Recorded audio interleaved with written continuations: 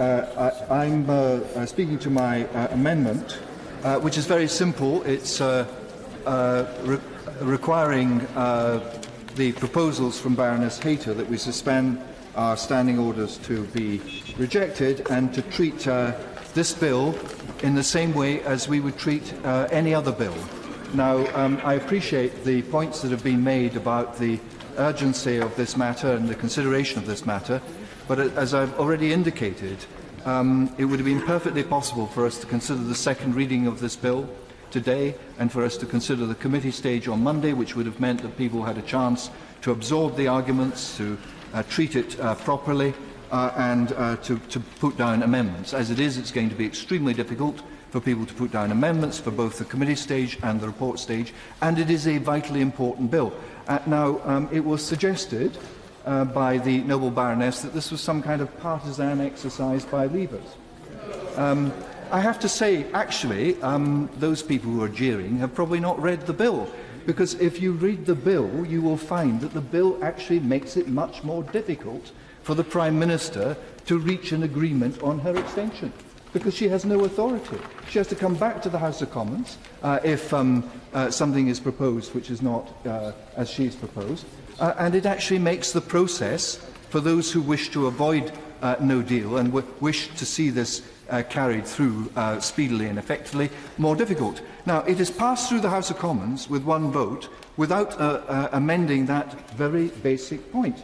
And what this House is very good at is reading legislation and putting down amendments and agreeing sensible conclusions. It was impossible for the other place to do this, given the timetable which was set. And when you have the Secretary of State, Stephen Barclay, who I think has done a magnificent job in very difficult circumstances, when you have him complaining that he's only got a few minutes in order to address these matters, something has gone very awry. And I was very struck and indeed moved by what he had to say at 7 o'clock last night in the House of Commons. He said, "We are passing the bill in haste and do not have adequate time to debate it in the manner that I would like us to. There is only 1 minute left on the clock.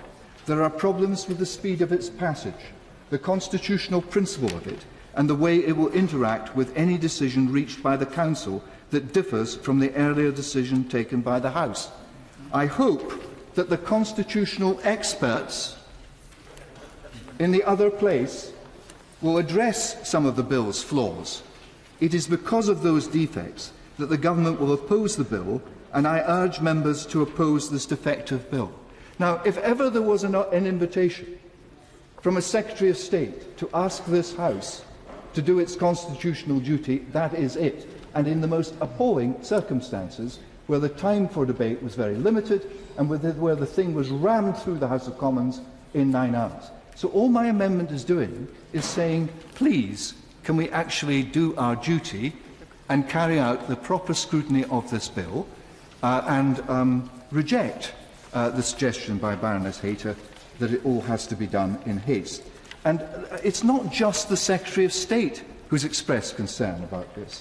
I mean, concerns have been raised about the speed and also the precedent which would be created, which would undermine our ability to govern this country. I mean, that's pretty serious.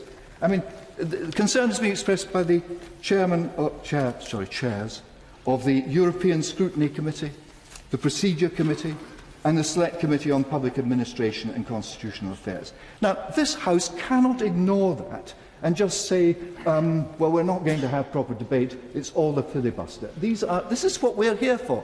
And if we're not actually capable of doing that, what is the point of us? What is the point of having 100 people on the Liberal benches if they're not actually carrying out their constitutional duty, which is to be guardians of the Constitution and to scrutinise legislation and to hold the government, in this case Sir Oliver Letwin and his chums, to account. I have to say I almost made the point to the noble lady Baroness Hayter, she's really sitting in the wrong place today. She should be sat here.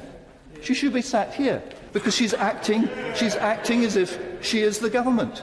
And that is an extraordinary thing for this House to do. It shows complete contempt for our Constitution and the ways in which we operate. And now I believe there are also other issues which we need to have time to consider. The Speaker of the House of Commons, who has made some interesting rulings and has taken the view that this bill does not require a money resolution. Well, I mean, I look at this bill, and if the Prime Minister goes and asks for an extension to a particular date, and the European Union turns around and says, yeah, you can have your extension, but you've got to pay us another £30 billion, does that not involve expenditure? And does it not commit the Prime Minister, as a matter of law, to accept that? And yet it doesn't require a money resolution. And why doesn't it require a money resolution? Because if it required a money resolution, the other place would not have been able to send it here. So there's a piece of chicanery going on here. And it is up to this House to scrutinise that. And people are watching. Time and time again, they have been promised, we'll be leaving on the 29th of March. I won't go through the whole litany of things. And the pantomime which they have seen in the other place has done huge damage to the standing of Parliament, whichever side of this argument you're on. Please, please, let this House do its duty and carry out its duty in a way that will be respected by the public. And that involves us not actually setting aside the important standing orders which we have, which are the guardians of ensuring that this matter is dealt with properly. I beg to move.